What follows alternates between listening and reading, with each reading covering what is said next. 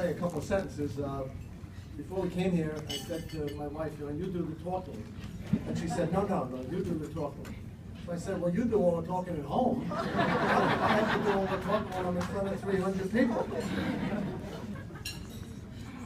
But it's just a wonderful feeling to be here in front of so many like-minded people, so many pro-life, active people who are working hard to maintain the culture of life.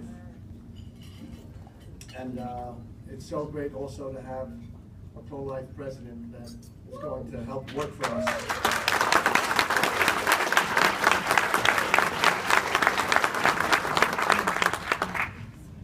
So I thank especially Life Choices and all their staff and all their workers for all that they do, and they should actually be getting this award, not us, because they're out there every day saving babies and doing the work of pro-life. And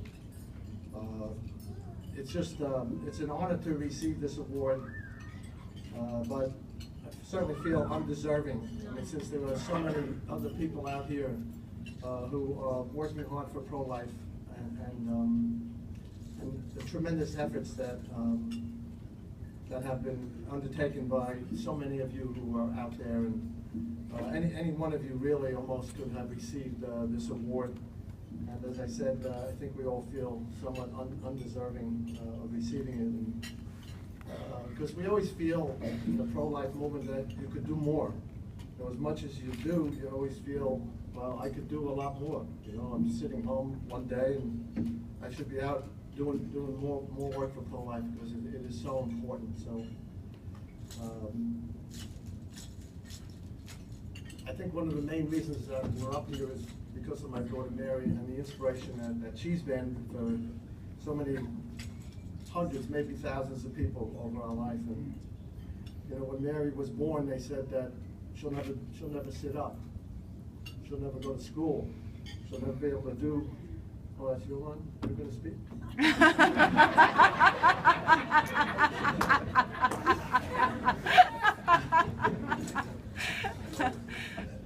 Anyway, Mary has just done so much in her life that the doctor said that she could never do, and you can tell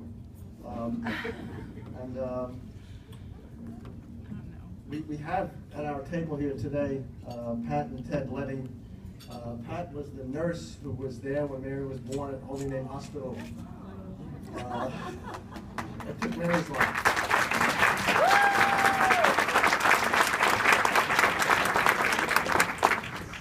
And I'm taking Mary's line, she said, but Pat, I think, baptized Mary when she was born, because the doctor said we don't know how long she's going to live. Well, she lived for a few years now, and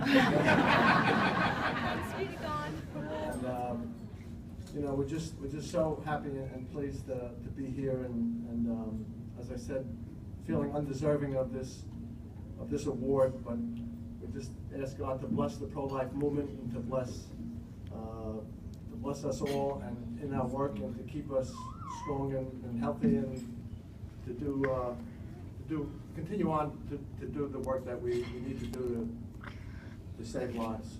So, thank you.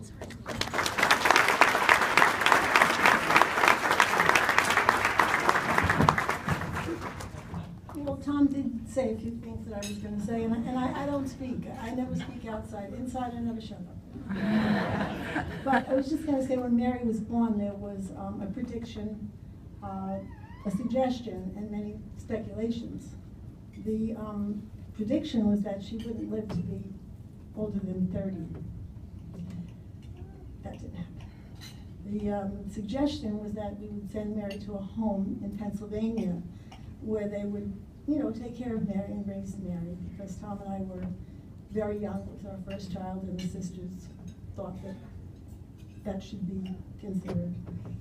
So that was the suggestion, but the speculations were, that she would never, her legs were very short, Pat, and she wouldn't be able to ever sit, she could never stand, and walking would be out of the question.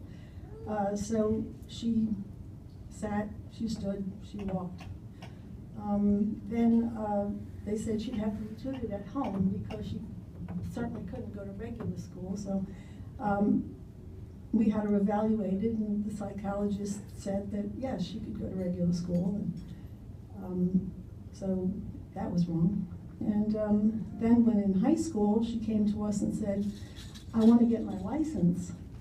You know, Tom and I looked at each other like, oh, that is not going to happen. So she's on her third car.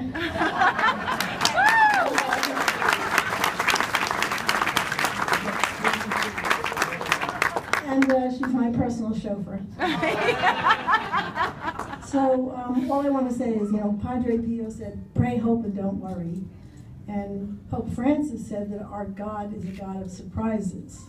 So all I can say, the motto of the story is pray, hope, don't worry, and expect God to surprise you. Yeah.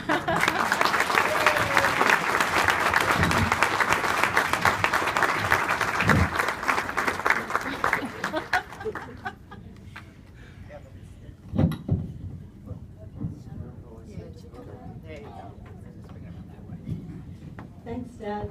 Oh my gosh, I can't believe this. This is such an honor. It's so awesome. I'm so very, very happy for my parents because they came first. they deserve this honor, and I'm so grateful to God for the gift of life and to my parents for cooperating with that grace and being so generous in their marriage to give me 5 wonderful siblings, Pat, Karen, Jen, who's here with her family, wonderful family, our only brother Thomas, and our youngest sister Laura. And I just couldn't ask for anything more, to be raised by my very own parents and know my siblings, and to be so grateful. My heart is so happy today. And to all of you, all of our friends, for all of your love and support. And yes, I am just so happy to have my godmother here, and her Pat and her husband Ted, because she's been a wonderful godmother to me over all of the years, and she was very positive to my parents at the time, saying that there isn't anything that's not nice to look at on Mary, and whenever they came to visit me, she'd have a bow in my hair, I understand, and so just to endear me to them, and so she deserves a round of applause.